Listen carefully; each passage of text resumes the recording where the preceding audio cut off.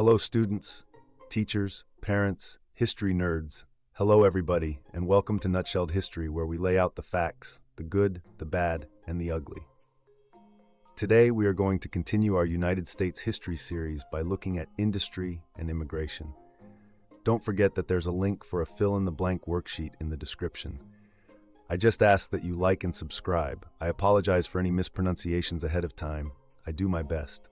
So, the Civil War gave America's industries a serious pep talk, forcing them to speed up production like they were in a race against time.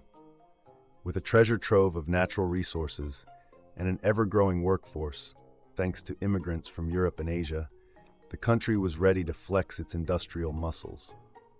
Entrepreneurs, those business-savvy adventurers, were like the rock stars of capitalism, diving into ventures to make some serious cash. The government decided to be the ultimate business cheerleader by slapping taxes on foreign goods to make American products look like a bargain.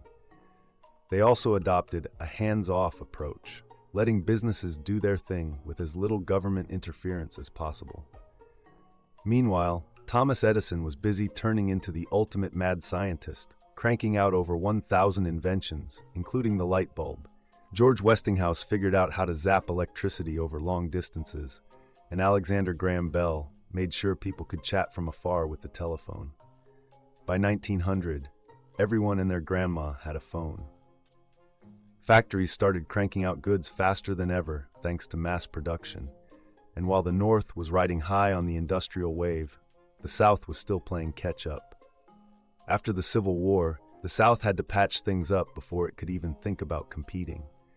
Despite their best efforts, they just couldn't keep up with the North, partly because of low wages and wealth being hoarded by a few. The South was still obsessed with cotton, but after the war, European factories had moved on to other suppliers, making cotton prices plummet. To make things worse, the boll weevil decided to snack on southern cotton crops in the 1890s, adding insult to injury. As America industrialized, life got flipped upside down. Farms went high-tech, goods were suddenly everywhere, and the U.S. started flexing its economic muscles on the global stage, getting involved in international affairs like a boss. So investors, looking to make it big, invented the corporation, a sort of business potluck where everyone brings a little money to the table. This gave them access to truckloads of cash, which they used to buy shiny new tech or dive into new industries like kids in a candy store. Corporations weren't shy about maximizing profits. Some went full monopoly mode, trying to own everything in sight, while others formed cartels, a fancy word for, let's all agree not to make too much stuff so we can keep prices high. Horizontal integration was like playing Tetris with companies, stacking them up until they had one giant money-making machine. John D. Rockefeller and Andrew Carnegie took it a step further with vertical integration, where they bought up everything from the raw materials to the final product, squeezing out competitors like a sponge. As these business tycoons played their corporate chess game, people started feeling that monopolies, trusts, and cartels were a bit unfair, like bringing a tank to a water balloon fight. But at the same time, many thought these business leaders were actually doing the nation a solid by creating jobs, boosting the economy, and turning the U.S. into a global powerhouse. Plus, some of these tycoons were known to throw a lot of money at good causes, earning them some brownie points. Enter social Darwinism, where Charles Darwin's survival of the fittest got a capitalist twist. People used it to justify all sorts of stuff, including why it was okay for the rich to stay rich and the poor to stay, well, not rich. Eventually, the federal government decided it was time to step in and regulate these business behemoths. In 1890, they passed the Sherman Antitrust Act, basically saying, hey, no more funny business with these trusts that mess with trade or commerce. And thus, the Wild West of American capitalism started getting a few more rules. Industrial growth made business owners as rich as Scrooge McDuck, but for factory workers, life was less about diving into money pits and more about slogging through long hours in grimy sweatshops. Miners got stuck in company towns where their bosses owned everything from the houses they lived in to the stores they shopped at. By the time payday rolled around, workers owed most of their wages back to the company, basically working for crumbs. Factory workers tried to stand up for themselves as early as the 1820s, figuring that if they teamed up, they might have a shot. They tried collective bargaining, and when talking didn't work, they brought out the big guns: strikes. Meanwhile, across the pond, socialism was gaining traction in Europe, with its idea that the public should control property and income instead of the rich few. Some labor activists in the U.S. thought this sounded pretty good and borrowed a few ideas to push their own agendas. The Knights of Labor, a union founded in 1869, decided to include everyone, skilled or unskilled, under one big tent. They wanted to reform society, no big deal. By 1881, Terence Vyse, Powderly, was running the show. Then in 1886, Samuel Gompers rolled in with the American Federation of Labor, AFL, which had a narrower focus: better pay, reasonable hours, and safer working conditions. On May 1, 1886, workers across the country took to the streets, demanding an 8-hour workday. Things got heated at Haymarket Square in Chicago when someone threw a bomb, killing a policeman and sparking chaos. The Haymarket riot made people start thinking unions were a bit too explosive for their liking. The Homestead strike was part of a wave of strikes by steelworkers and miners as the economy hit the skids. Each time, federal troops came in to break things up, like referees at a particularly brutal game. In 1893, Eugene V. Debs, leader of the American Railway Union, called for a nationwide strike against the Pullman Company. By June 1894, nearly 300,000 rail workers had thrown down their tools.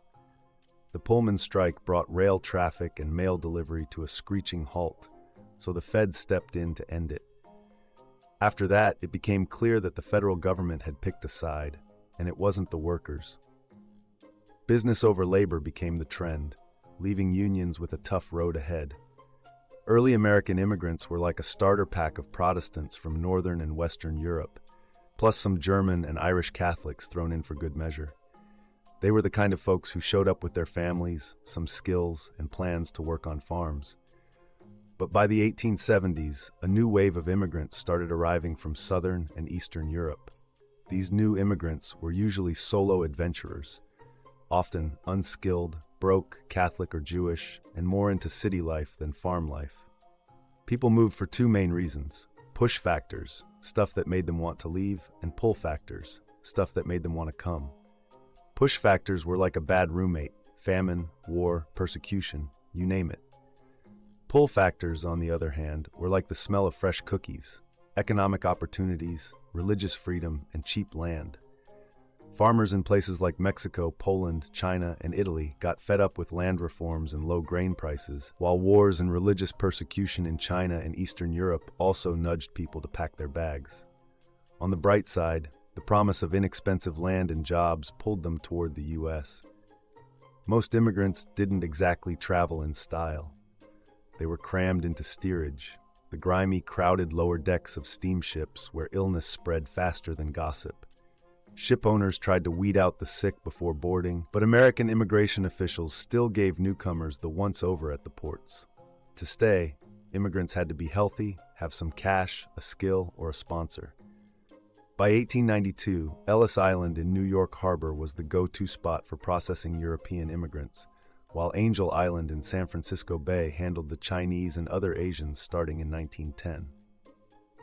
Volunteer organizations did their best to help immigrants blend into the American melting pot, but many held on to their traditions like they were family heirlooms. Meanwhile, native-born Americans practiced a little thing called nativism, thinking they were superior to these newcomers. The immigrants competed for jobs and housing, and their different religions and cultures made locals suspicious. Things got so heated that Congress passed the Chinese Exclusion Act in 1882, putting the brakes on Chinese immigration and limiting their rights. Despite all the pushback, immigrants kept their heads high. They fueled industrial growth, voted politicians into office, and sprinkled their traditions into the big American cultural stew. In the late 19th century, America went through an urban glow-up. Cities started popping up everywhere, especially in the Northeast, on the Pacific Coast, and along Midwestern waterways.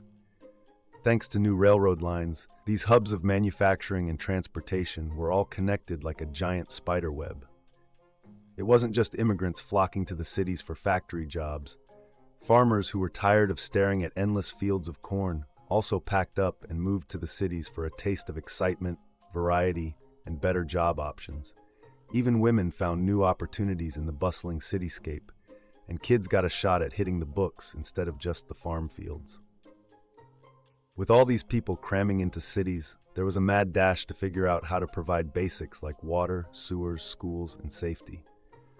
Enter new tech: electric trolleys, subways, and skyscrapers, aka tall buildings with lots of offices. Thanks to Elisha Otis, we got elevators that wouldn't send you plummeting if the rope snapped. Streetcars powered by electricity changed the game, and mass transit became the go-to way for people to get around. The well-to-do folks started living in streetcar suburbs, quieter, cleaner neighborhoods on the city's outskirts, from where they'd commute to work and play. City planners went into overdrive, creating different zones for industry, banks, and homes. They also threw in some libraries, government buildings, universities, and parks for good measure. Frederick Law Olmsted became the go-to guy for designing parks, including the famous Central Park in New York City. But with all that growth came some serious headaches. Cities became filthy, with trash piling up like it was going out of style. Most workers were crammed into tenements, overcrowded, grimy, and just plain dangerous apartment buildings. These places were so poorly ventilated and unsanitary that they were basically health hazards. Add to that the risk of fire from open fireplaces and gas lighting, and you had a recipe for disaster. Streets weren't even lit, making it dicey to walk around after dark. In response, cities started putting together firefighting teams and police forces. City planners began cracking down on housing, sanitation, and sewer systems, trying to make urban life a little less like living in a dumpster fire.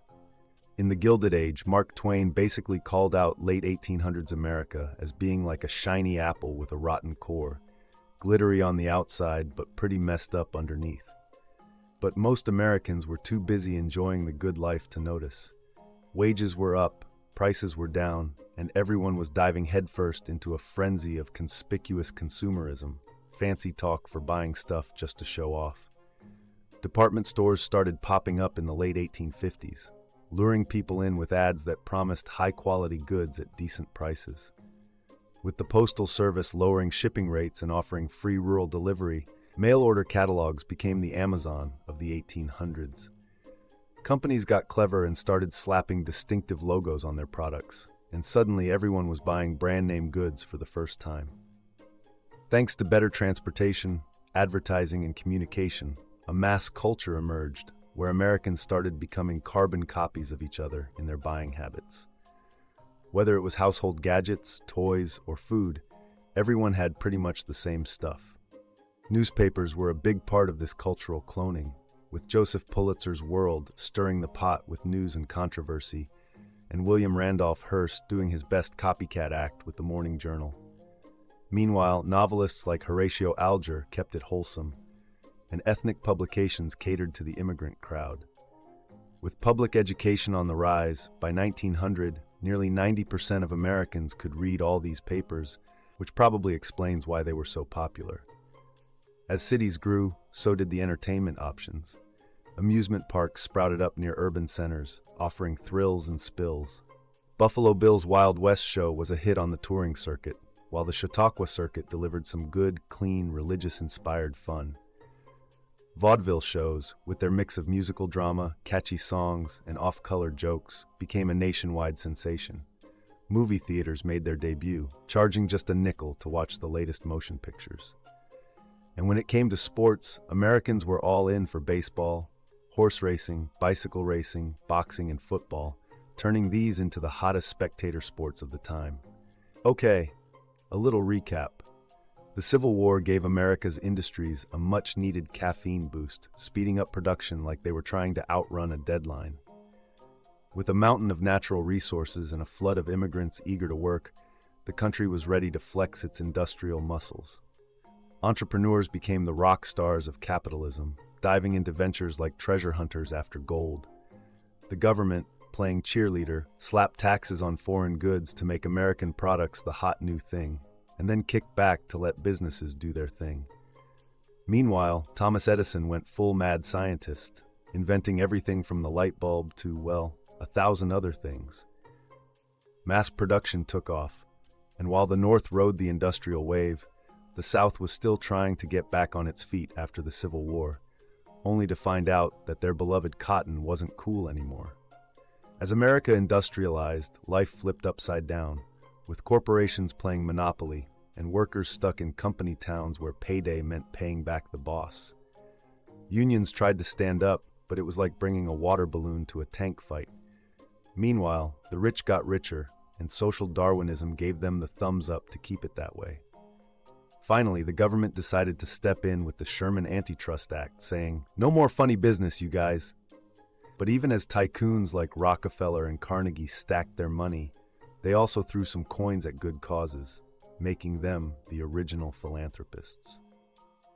There you have it, folks. That is industry and immigration nutshelled. Thanks for stopping by Nutshelled History. Get industrial on those like and subscribe buttons for me, and say something nice in the comments down below. See y'all next time.